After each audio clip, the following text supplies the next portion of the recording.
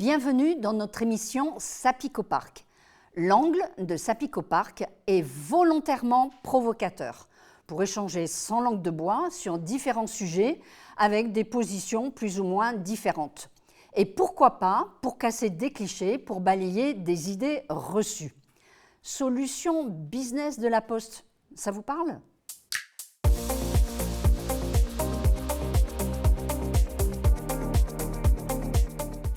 Le saviez-vous ?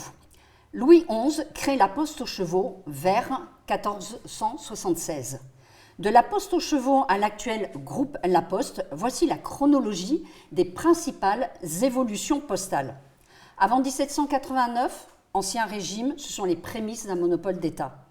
Période révolutionnaire, c'est le soclage législatif.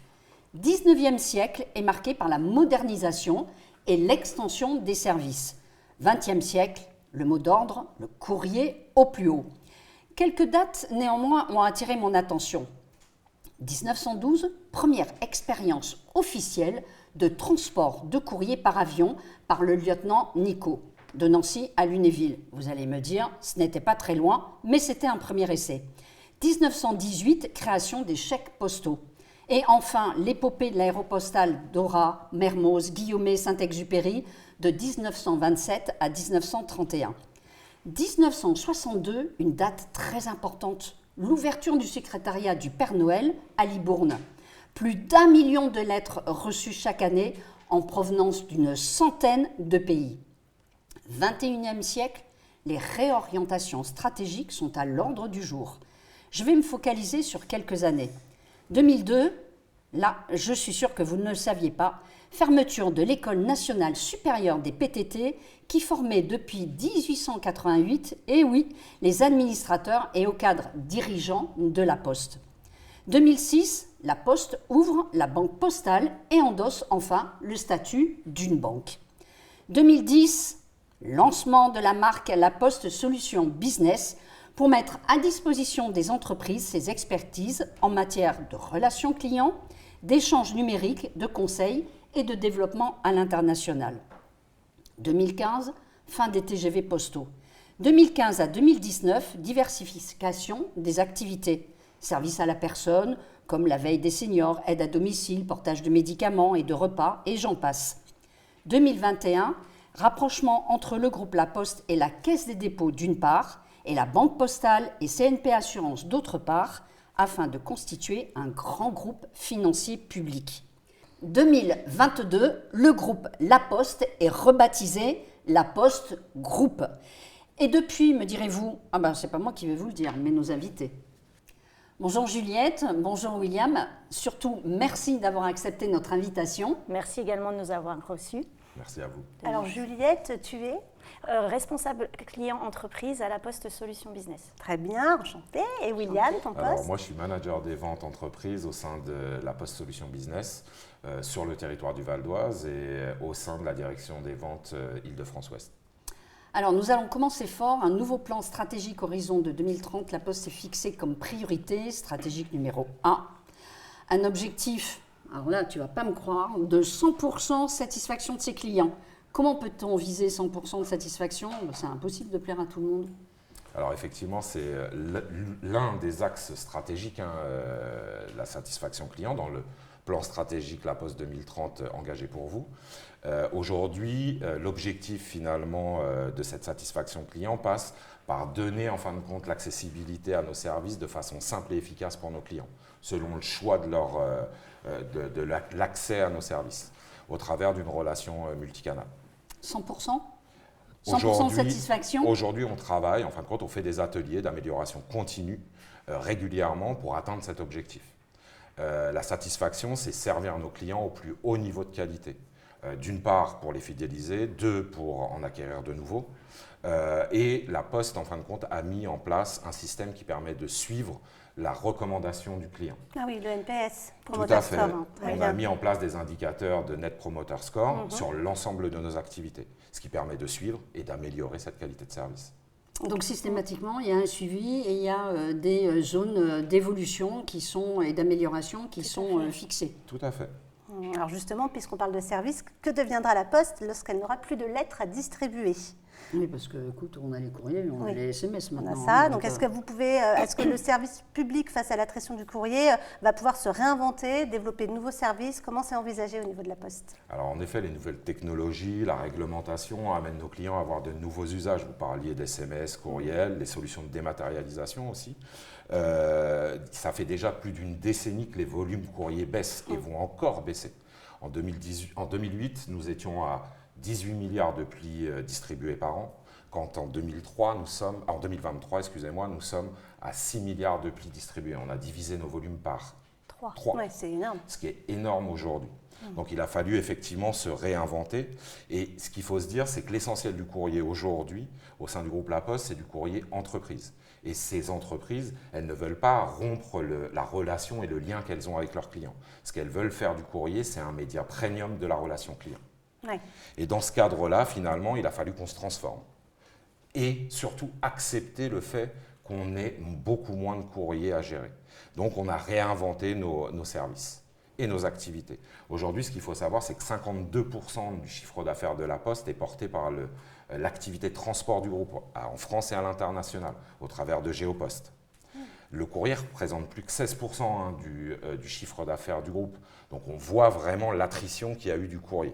Et là, donc, on a réinventé des nouveaux services. Et on parlait de nouveaux services au travers du portage de repas. Par exemple, 5 millions de repas distribués en 2023 contre 0 il y a 6 ans. Donc on voit l'évolution. Ah, en 6 ans, En il y a- 6 ans, d'accord. il y a eu tout à une fait. énorme On évolution s'est en fin de lancé compte. Et ça a donc- fonctionné. Et ça voilà. a fonctionné. Et ça continue.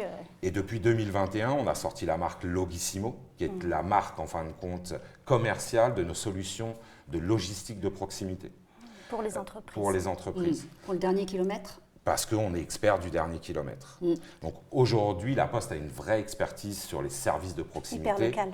et hyper localisés. Donc on capitalise finalement sur notre savoir-faire. Alors, excuse-moi, parce que tu dis que les entreprises sont attachées à ce lien client à travers leur courrier.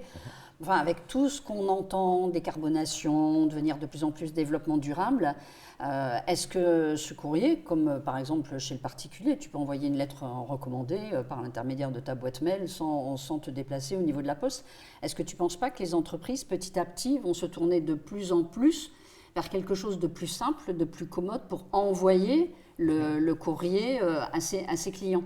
Alors, c'est déjà le cas aujourd'hui et La Poste a rebondi en se réinventant et en lançant ses nouvelles activités. Aujourd'hui, par exemple, je parlais de réglementation. La réglementation va imposer aux entreprises d'ici 2026 de dématérialiser leur Oui. flux Oui. de Facturation factures, électronique, oui. qu'elles soient entrantes, enfin les factures fournisseurs ou les factures clients.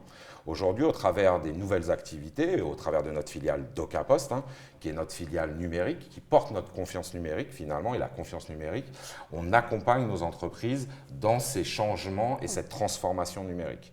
Donc, DocaPost est l'acteur et la filiale du groupe qui va agir sur ces sujets, D'accord. avec près de 1 milliard de chiffre d'affaires en 2023. Donc, on voit que c'est vraiment une énorme évolution au niveau des usages. Ouais. La Poste compense souvent les missions de service public. On l'a vu à travers quelques exemples. Nous avons envie de dire, qu'est-ce que la Poste ne fera pas demain? Alors j'ai envie de vous dire, je ne sais pas ce que la Poste fera demain aujourd'hui. Ou ne fera pas Ou demain. ne fera pas demain. Je ne sais pas d'ailleurs si, je crois que ça va être en exemple, en caricature un peu plus loin, et on vous fera réagir sur le sujet. Ça bouge avec Où la Poste. on voit les médicaments, on voit en effet les courses, on voit plein de choses et le facteur, en fin de compte, il a oublié d'apporter le courrier à la dame. Donc c'est pour ça qu'on vous pose la question, qu'est-ce que la Poste ne fera pas demain en substitution, peut-être en remplacement du service public? Alors aujourd'hui, je ne peux pas vous répondre. Ce qu'il faut savoir, c'est que la Poste, chaque année, développe de nouvelles solutions. Et en lien avec sa raison d'être, qui est relier les uns aux autres. Donc ça, c'est une valeur du groupe et on doit respecter cette valeur et la confiance que nous donne en fin de compte au quotidien l'ensemble des parties prenantes. Oui, et puis c'est votre ADN en plus. Et c'est notre ADN. Ouais. Donc là, il y a la volonté, l'ambition, mais est-ce que c'est pas trop difficile de casser ces clichés qui sont souvent liés à la Poste de façon globale, à l'image perçue depuis tant d'années? Comment vous arrivez à faire évoluer tout ça? Bouger avec la Poste, connoté négativement. Oui. Voilà. Alors, il y a une expression qui dit qui aime bien châtie bien. Aujourd'hui, effectivement, la Poste fait partie du quotidien des citoyens, des entreprises, au travers diverses activités. Et ces activités, elles sont liées aussi à nos 4 missions de service public, qui est l'aménagement du territoire, l'accessibilité bancaire, la distribution de la presse et la distribution du courrier. Donc, aujourd'hui, je pense que dans l'esprit général, personne ne sait tous les services qui sont portés aujourd'hui par le groupe. Non, on est premier hébergeur de données de santé. On parlait tout à l'heure du portage de repas. En 6 ans, on a fait un bond de 5 millions de repas distribués sur l'année 2023, avec un objectif de 10 millions de repas distribués. Donc, c'est énorme, c'est des évolutions qui sont énormes. Oui, mais enfin, vous vous appuyez, excuse-moi un peu de te piquer à ce sujet-là. Il y a plus de 60 000 facteurs, c'est ça? 65 000, voilà. Oui, vous vous appuyez quand même sur un maillage qui est très fort et qui vous permet justement de faire ça, parce que je dépose le courrier aux différents acteurs et en même temps, tiens, j'ai cette dame à qui je dois emmener le repas, ce monsieur, etc., ou c'est quelque chose de complètement à part? Vous appuyez sur vos facteurs ou à part? Alors, c'est des activités où on va de temps en temps mettre des tournées dédiées, parce qu'il y a quand même une professionnalisation à donner aux facteurs dans le cadre de la veille sociale. Quand on distribue un repas, on va aussi s'informer sur l'état de santé de la personne, savoir si tout va bien.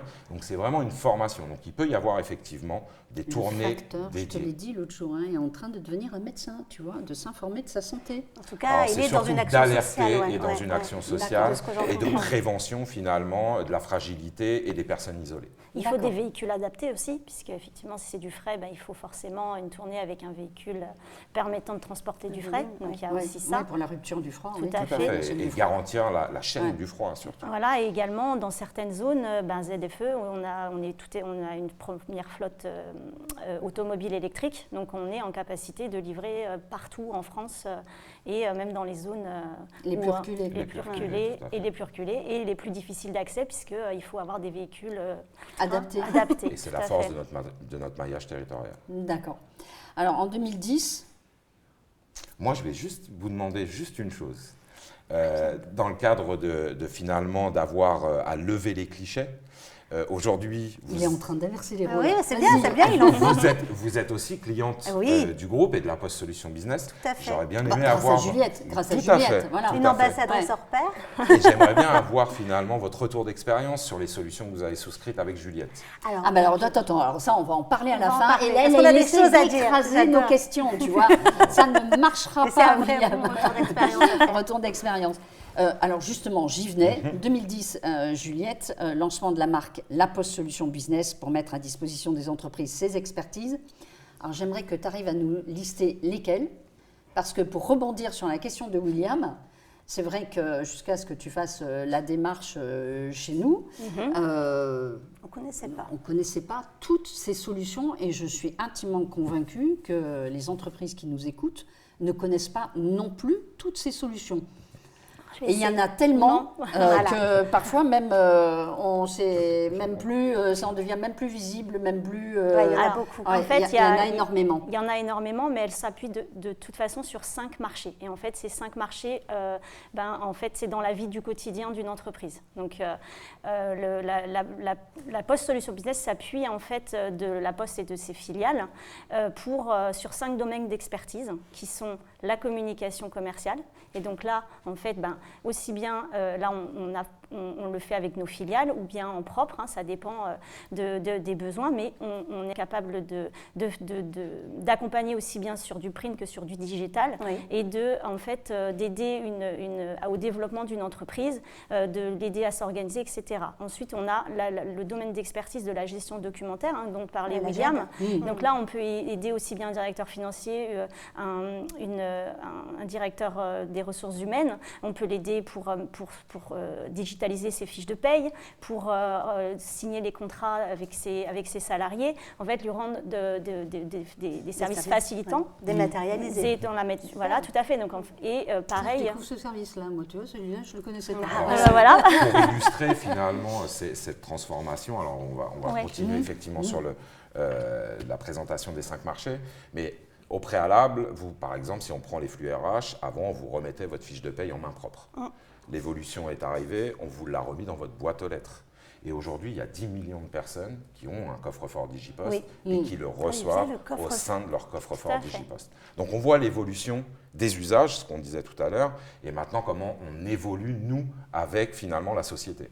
Oui, mais je dirais que dans le cadre de ce que nous a présenté Juliette quand elle est venue nous voir, c'est que vous, quelque part à la Poste, vous n'avez pas le choix, vous êtes obligé d'avoir une longueur d'avance et d'anticiper. Parce que ce n'est pas le jour où on te dit ta feuille de paye, tu ne la recevras plus dans ta boîte aux lettres. Ça a été anticipé, justement. Tu vas la recevoir. Vous êtes toujours obligé d'avoir quelque part une longueur d'avance. Tout à fait. Tout à fait. Et on est toujours dans la logique de délivrer quelque chose, puisque la Poste, historiquement, délivrait des courriers, mais là, on délivre des factures, on délivre des fiches de paye, on délivre du service, et toujours, en fait, avec alors, soit complètement digitalisé, soit avec une relation humaine, puisque on parle du facteur, parce qu'effectivement, ça en fait partie, mais il peut aller délivrer un message, il peut aller, je prends un exemple, une entreprise a besoin de savoir dans son agence ce qui se trouve sur Nice, si sa devanture est belle, si elle est conforme à sa charte graphique. Tout à fait, le facteur peut la prendre en photo et faire un remonté d'informations. Ou tout simplement faire des constats, c'est-à-dire qu'on lui demande si telle couleur est affichée, il dit oui, et en fait, derrière, s'il a 100 000 agences dans l'idéal. En gros, il peut le déployer partout. Voilà, et il a un retour d'information. En fait, l'entreprise a un retour d'information. Donc, ça peut être des choses comme ça. Voilà. Donc, le rôle, il est de délivrer un message, d'observer, mais également, il peut tout à fait... donc, il délivre du papier, mais dans toute une logique aussi, récupérer du papier usagé. Et nous, on a une chaîne qui recycle le papier. Donc, voilà, on a aussi...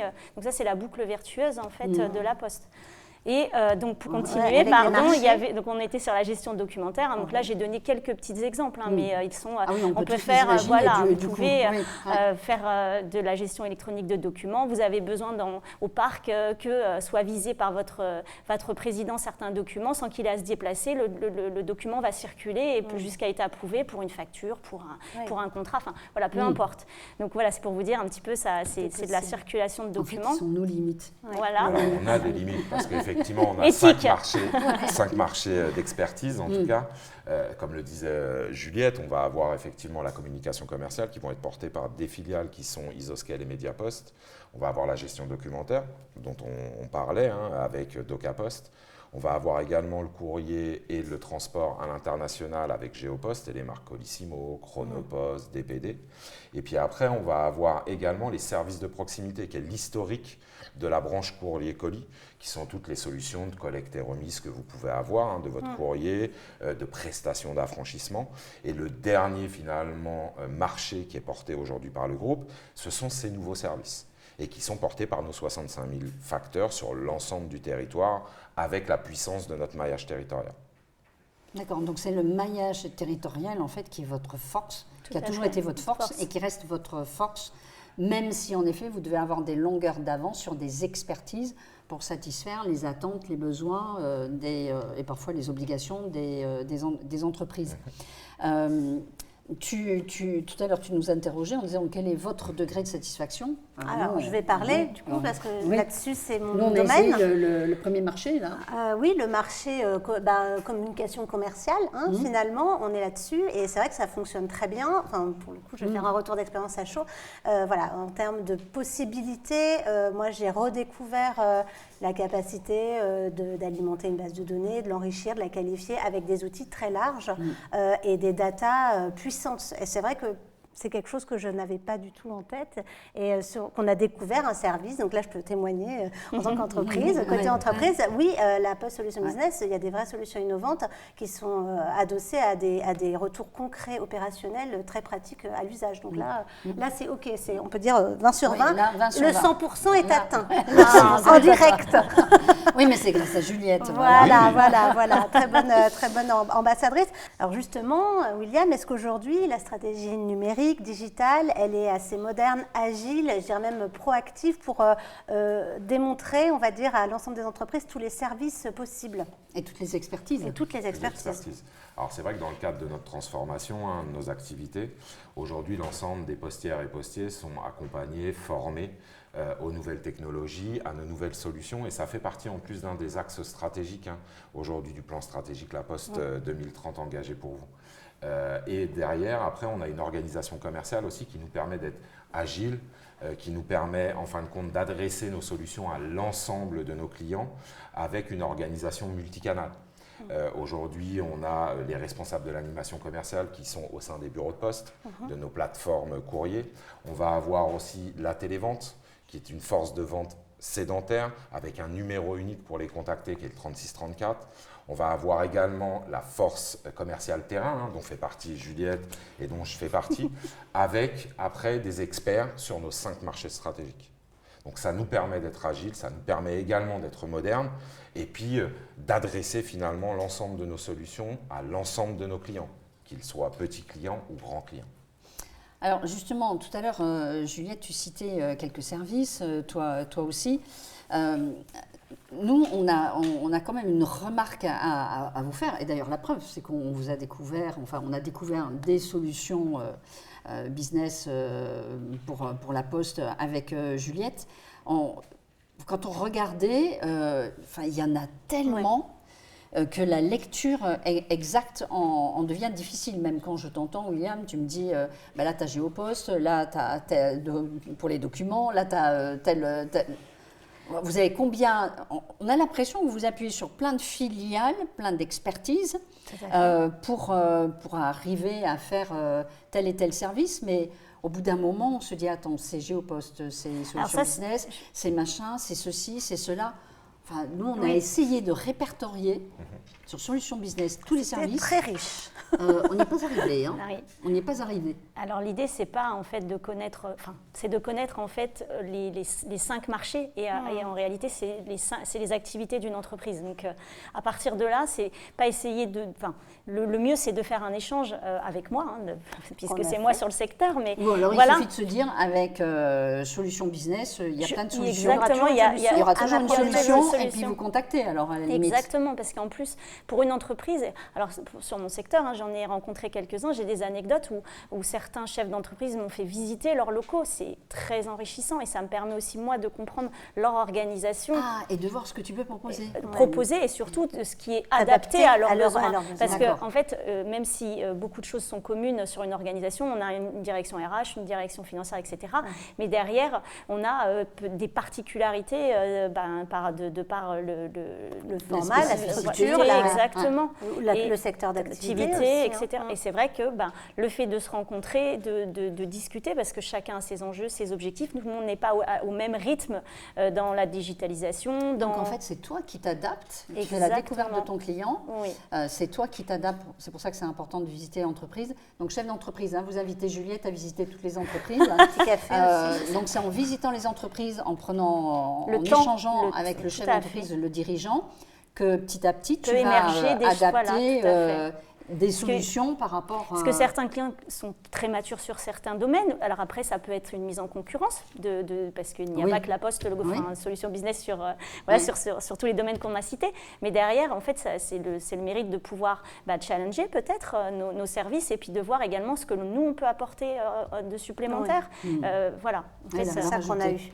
Oui. Et du coup, cette capacité à proposer des services vraiment très diversifiés sur tous vos marchés. Et très innovants aussi. Voilà, très innovants. Est-ce que c'est une politique, par exemple, de rachat de start-up? Comment ça fonctionne pour vous associer à toutes ces filiales et que vous internalisez ou pas d'ailleurs? Comment c'est fait ça? C'est vrai que c'est toujours...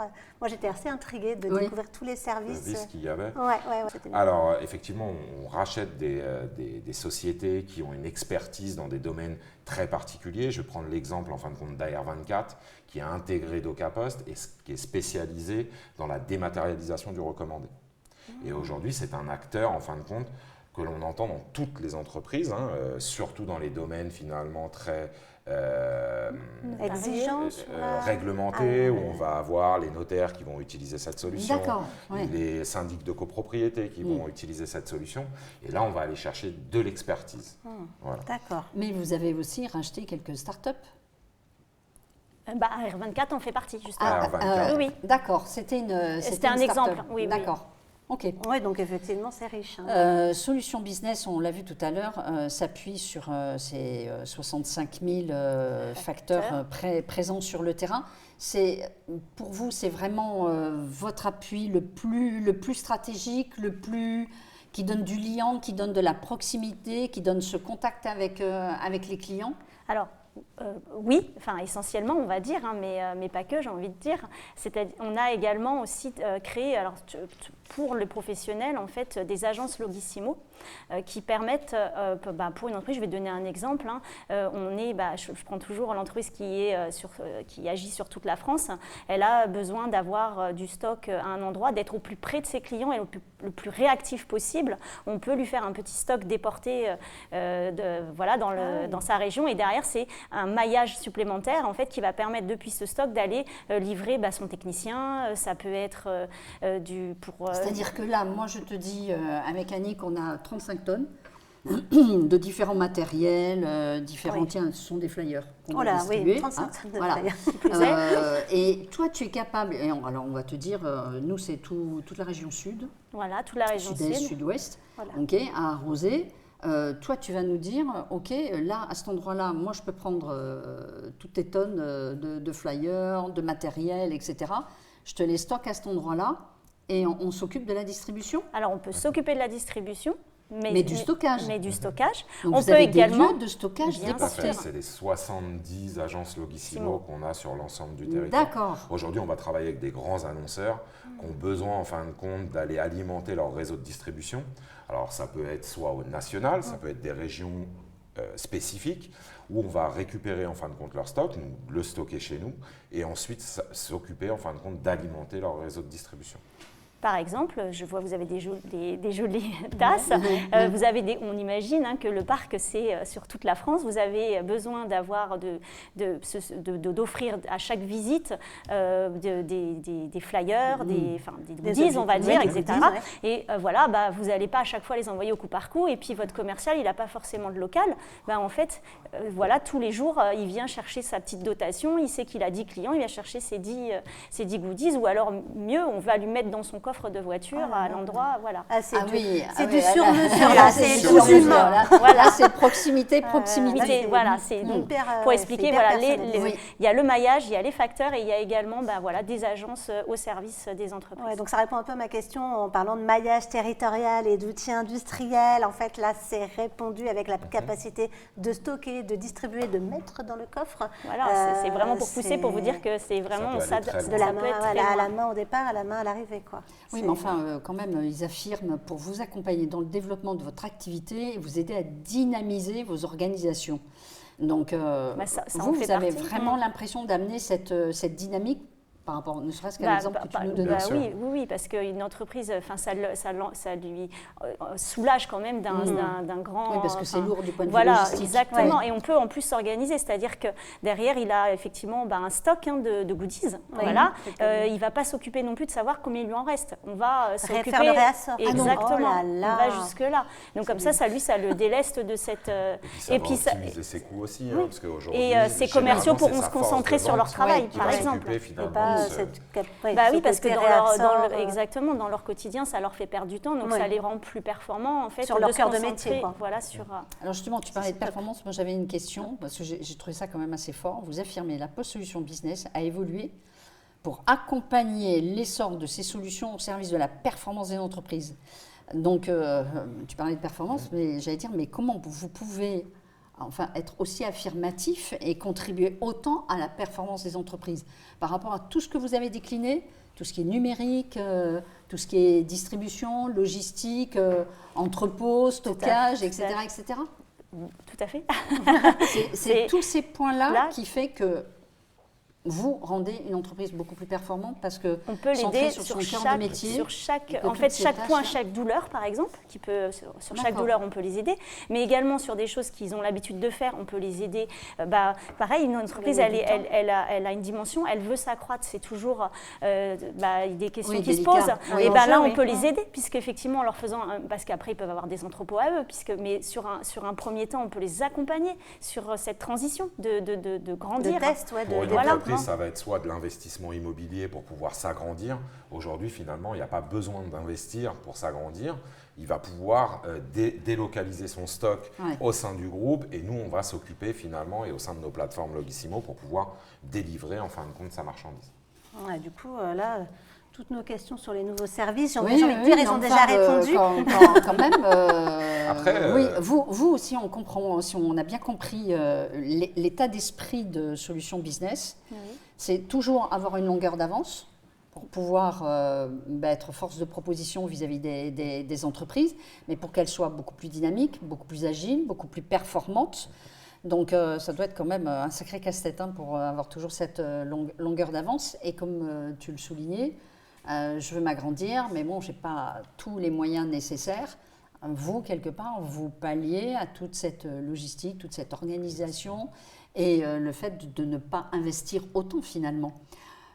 Justement, puisqu'ils ont devancé toutes nos questions, on va leur poser une question. Comment vous faites pour rester quand même compétitif au niveau de tarifs? Parce que vous êtes très compétitif. Oui. Ça aussi, ça nous a surpris. Donc, vous faites des études de marché, vous allez voir comment fonctionne la concurrence. Comment vous arrivez à ce degré de compétitivité par rapport à quelques marché, concurrents? Enfin, là, il faut que tu t'adresses à de nombreux concurrents dans chaque domaine. Vous, en fait, c'est un interlocuteur pour tous les services. Donc, c'est ça aussi la force. Mais comment vous faites pour être aussi compétitif? Alors, effectivement, il doit y avoir des études de marché qui sont faites en amont. Après, on a aussi des retours d'expérience par rapport aux solutions qu'on lance. Puisque développer une solution, on fait l'étude de marché, puis après, on s'adapte aussi au fur et à mesure à la réalité du terrain. Donc tout ça, c'est travaillé alors, par nos équipes au niveau du siège, mais qui nous permettent finalement effectivement d'être compétitifs. Et puis il y a la massification. Aujourd'hui, on s'adresse à l'ensemble des entreprises. Toutes les entreprises en France sont clientes du groupe La Poste. Oui, mais pas sur tous les services. Pas sur tous les services. Parce que ce que l'on connaît essentiellement, c'est quand même le courrier. Après, petit à petit, comme tu disais, la démarche commerciale, voilà, comment je peux m'adresser à mes clients, comment la Poste peut m'aider, comment je peux envoyer, déposer tout sur une plateforme et la Poste s'occupe du reste. C'est vrai que c'est petit à petit, et d'ailleurs j'aurais envie de vous dire, il devrait y avoir plus d'accroche commerciale quand l'entreprise vient déposer son courrier ou vient le chercher. Du coup, quels conseils vous donneriez aux entreprises pour découvrir vos services, par quelle porte entrer justement? Là, on a par défaut le courrier, mais du coup, pour qu'une entreprise elle comprenne toutes les possibilités, qu'est-ce que vous leur donneriez comme Je suis une entreprise, tu es en train de me démarcher au téléphone. Qu'est-ce que tu pourrais me dire? Moi, je vais te dire, non, La Poste, attendez, ça bouge avec La Poste. On a vu quelques caricatures passer. Ça, c'est celle dont je parlais tout à l'heure au niveau des services des seniors. J'ai envie de te raccrocher au nez. Alors, généralement, donc, par quel service déjà commencer pour prendre confiance? Alors, il n'y a pas de service pour prendre confiance selon moi. Il y a le bon service à la bonne entreprise. C'est ça le plus important. Et au bon moment, exactement. C'est tout à fait ça. Alors, parfois, je vais rencontrer des entreprises. Je vais venir avant, après. Mais même après, quelquefois, il y a toujours des changements dans une entreprise. On est engagé. Et finalement, le fait de découvrir tout ce qui peut exister, et ça, c'est mon rôle, en fait, de rencontrer les entreprises, que ce soit des directeurs financiers, des directeurs des ressources humaines, un directeur général. Voilà, moi, ou directeur commercial. Directeur commercial, bien sûr. Oui, évidemment. Voilà, ouais. Donc, en fait, elle fait tous les étages d'une entreprise. Exactement.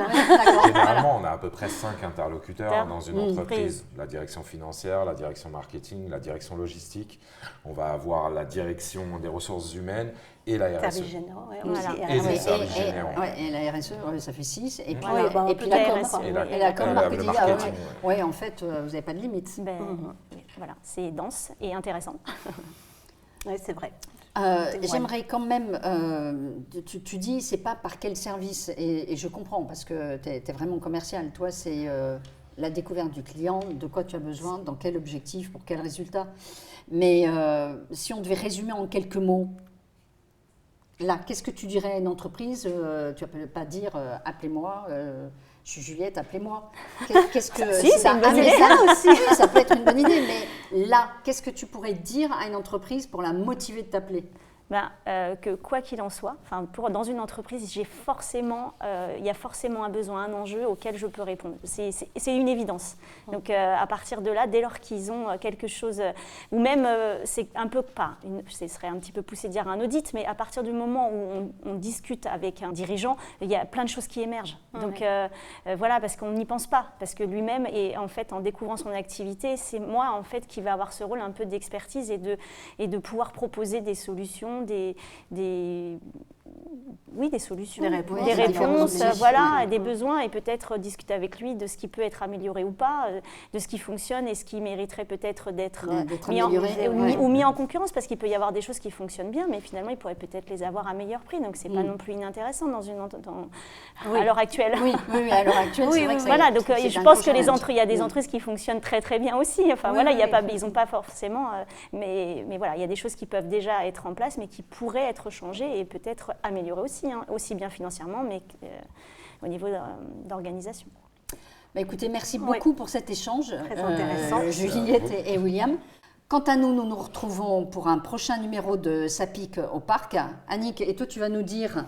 Alors, suivez-nous sur nos réseaux sociaux, notre page LinkedIn, notre chaîne YouTube, Instagram, Facebook, pour venir partager avec nous.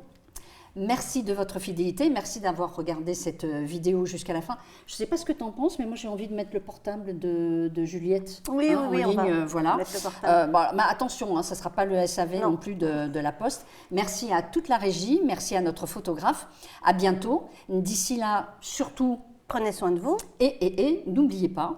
Essayez les services entreprises de la Poste. Il y a de fortes chances pour que vous soyez surpris et conquis comme nous. Oui, voire même addict. Oui, après, presque. on peut plus s'en passer. On y est presque. Voilà. Merci à vous. Merci beaucoup à vous deux. Merci. Merci beaucoup.